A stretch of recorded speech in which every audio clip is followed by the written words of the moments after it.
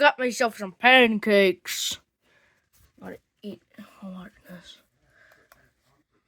Under the cover. All is calm until a hail rock breaks through the fabric and the wind blows the umbrella out of Wally's hands. Oh, poor guy. The storm grows worse. Wally panics. Finally makes a break for the supermarket and storms inside, sighing in relief. He sees a mirror off in the corner. He introduces himself to his own reflection, thinking it's another Wally unit. Then it dawns on him that it's just him.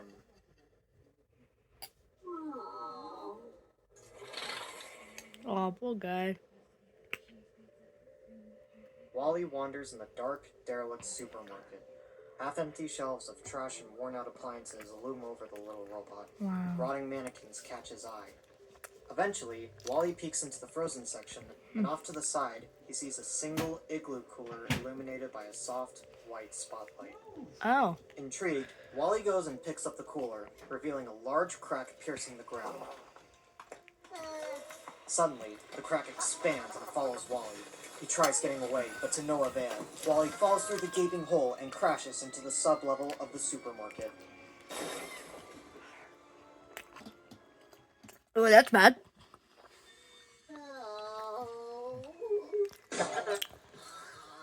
Wally collects himself. As he gets up, he finds himself surrounded by a colony of cockroaches. Oh. He then goes on to play with the roaches, trying to be friendly and get their attention, but they all run away from him. Wally catches a cockroach crawling into a cup. He goes to pick it up, peeks inside, and immediately dozens of cockroaches swarm all over Wally. They tickle him for a bit before they all jump off and skitter into a hole in the trash mound, disappearing from Wally's sight. Oh. Wally immediately digs through the trash, hoping to find the roaches. He digs all throughout the sublevel, but every sight turns up empty. Once again, Wally is all alone. He finds his cooler again, just as a single cockroach sneaks its way inside.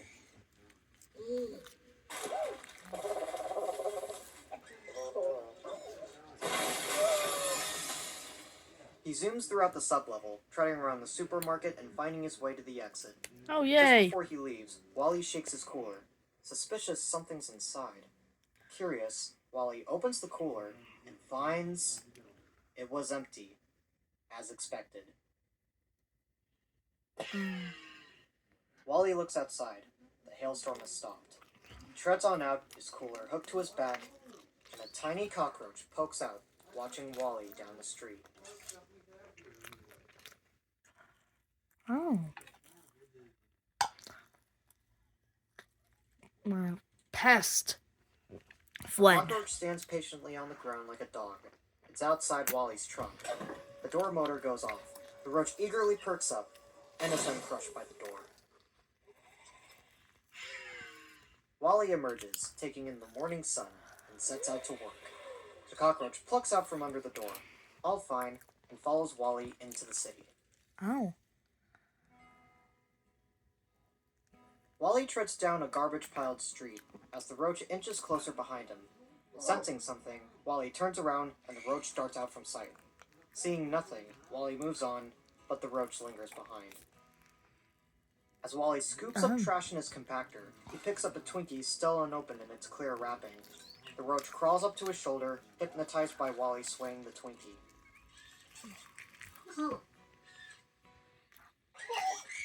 The cockroach leaps off of Wally's shoulder and scuttles into a trash mound.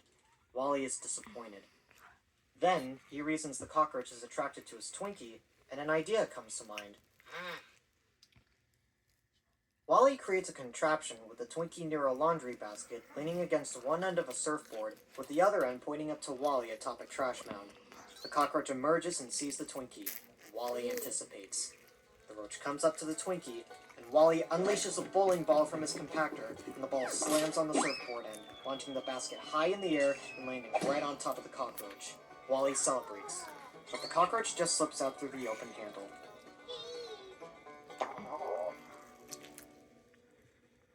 Wally sets up yet another contraption to catch the cockroach. The roach emerges and approaches the Twinkie inside a pizza box. On cue, Wally shakes the slide, sending a gold trophy sliding down, hitting a gnome on a skateboard, which zooms to a set of boxes stacked like dominoes that one by one fall and close the pizza box lid on the cockroach. After the action, Wally inches to the box. He timidly picks it up and peeks through the barely open lid, only to find the cockroach is gone. Wally frantically tosses the other boxes in the air, desperately looking for the roach.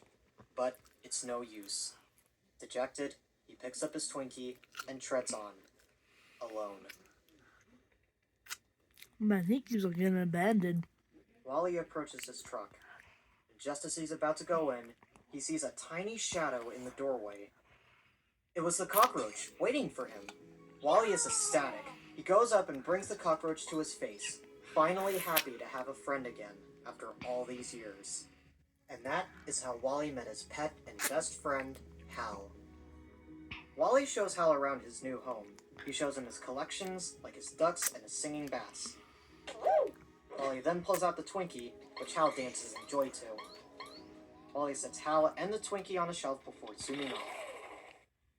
Then, music is heard coming from around the corner.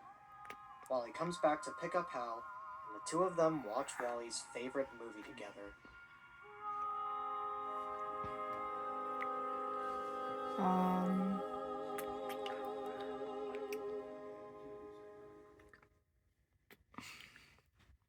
That was sweet.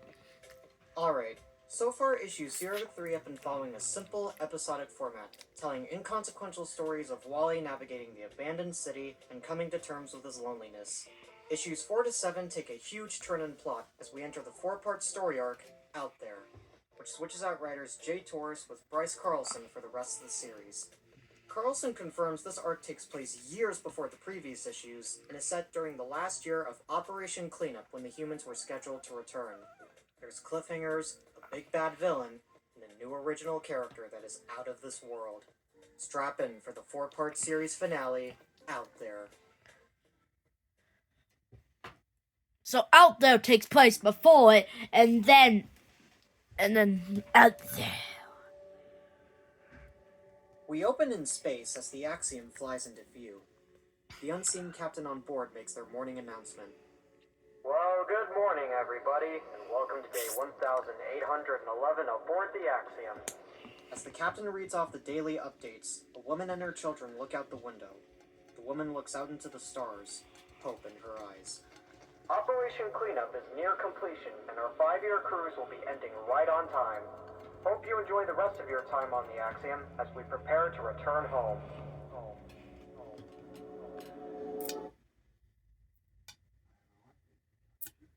Wally looks up to the sky, the wind softly blowing dust across his view. Just then, Wally hears a noise. Intrigued, he goes to check it out. After wandering a bit, a mug falls in front of Wally. He turns and looks around, and his gaze stops at a dirty cap sitting on a trash mound. Suddenly, a head pops up from under the cap. Another Wally.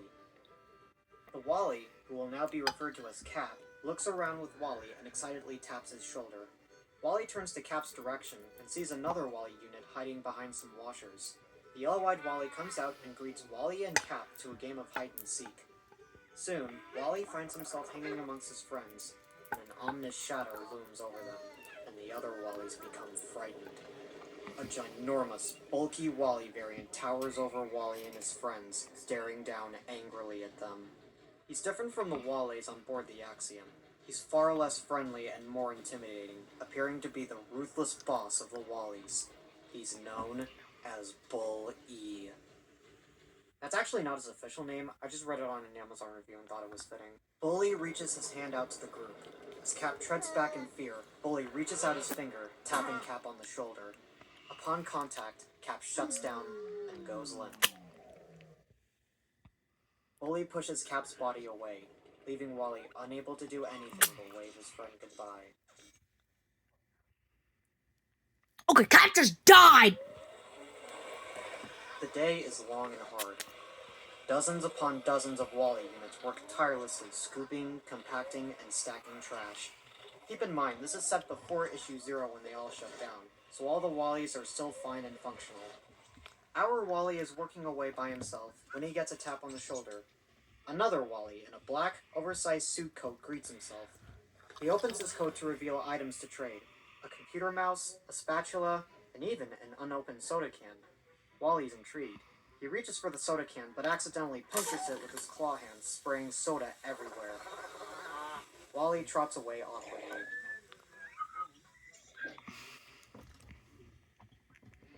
That evening, Wally and his friends are gathered around with their red boxes that are definitely not igloo coolers. Looks like they're having lunch, but actually they're showing off some of the cool trinkets they found while working. One Wally with a broken eye, Popeye, pulls up a red lipstick cap. Everyone's impressed.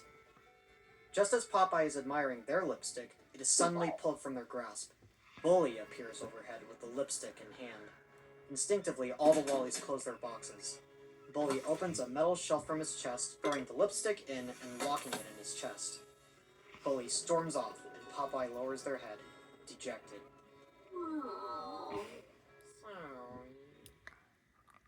After a solemn silence, Wally decides to cheer Popeye up. With a slinky! And clattering teeth. Wow! They don't work. Finally, Wally gets another idea. He takes out his own eye and gives it to Popeye. Popeye is flattered.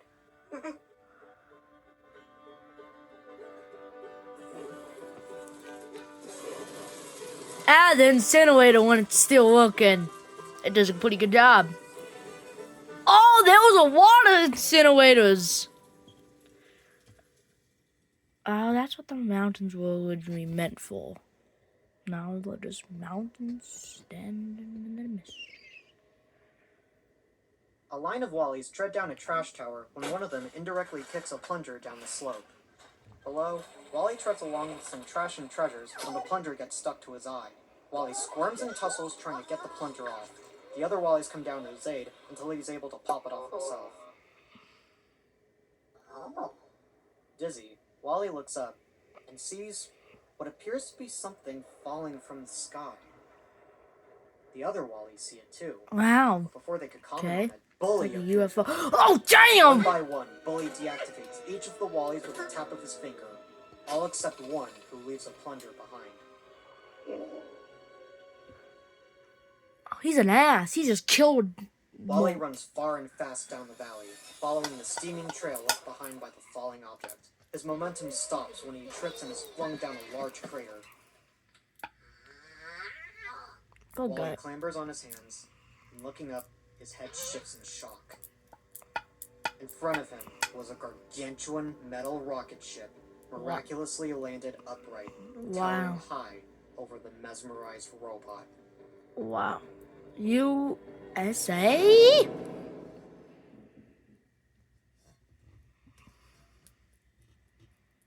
Issue 5. Out There, Part 2.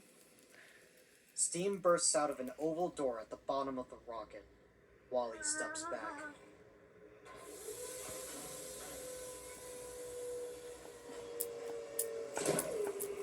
A man in a high-tech spacesuit emerges out the hatch door. Standing tall and ominously with a large helmet covering his face, he appears utterly alien, the likes of which Wally had never seen before. The spaceman stops in front of Wally. Wally prepares himself. Then, he removes his helmet. It's a human. Hey there, little buddy. Wally's surprised and fidgets his hands. The man laughs along to Wally's erratic behavior. He seems friendly and charismatic. Oh, be my guest. So, what do they call you, little buddy? Wally. Wally. I dig it. I'm Andy. Sorry I crashed so close. Ooh. Guess we have something in common. Say, you seen anyone else around? Before Wally could answer, he detects something. Danger. He pulls Andy away, and the two take cover behind a trash mound. Just then, Bully storms in, inspecting the crashed rocket. He pulls out the lipstick he took from Popeye and uses it to mark a giant red X on the side of the rocket. After that, Bully struts off out of sight. Wally and Andy sigh in relief. Who the heck was that guy? Bully. Yeah, I thought so. What was he doing here? I don't even know where here is. Where is everyone? I guess a lot really changes in 7 years. I knew we had a trash problem, but oh boy, now we have a bigger problem. I'm starving. Let's hope that thing still works. Wally and Andy approach a rundown truck atop a trash mound protruding over the side. They climb their way inside, and Andy rambles about food or whatever. He checks the glove compartment looking for the keys, but Wally has a different idea. He picks up some torn wires and welds them back together. Nice!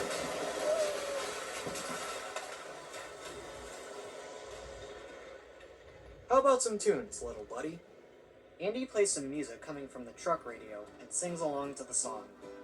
The open road is all I know. Sit back, relax, and enjoy the show. There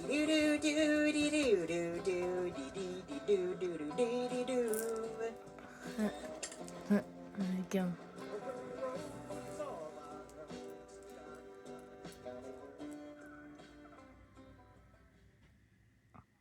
Nice. Oh, Later they're on, tired. Wally and Andy are sleeping in the truck. Wally wakes up and climbs his way to the steering wheel, pretending like he's driving. Wally looks back at Andy still snoring, deciding whether or not to wake him.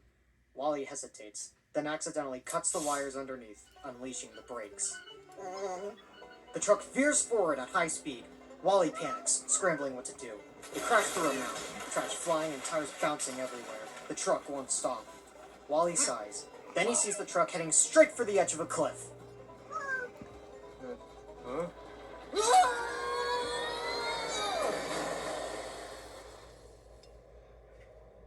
I'll save us, little buddy! Andy takes charge and grabs hold of the steering wheel. His finger huddles around the dashboard until he pulls down the lever. Outside, wings spread out from both sides of the truck. Wally and Andy brace for impact.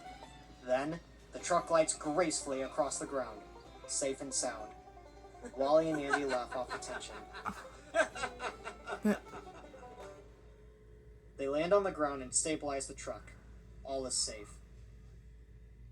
Wait, what's that? Andy gets out of the truck and looks up. A static voice comes up. Too much garbage in your face? There's plenty of space out in space. It's a commercial for the Axiom. Andy watches in silence as the commercial advertises a luxurious cruise in space, where everyone else is in, having fun. All of humanity migrating into the cosmos, Oh, that's while Andy sad. watches their bliss alone, left behind. I can't believe this. Everyone's gone? I thought space was lonely. Now I'm the last man on Earth? Wally looks up to Andy, concerned. He taps on his truck button, and Andy's song plays from his speakers. Andy smiles down at Wally, who holds up 2, 9, 29, 11. Goodbye, buddy. Have a good day.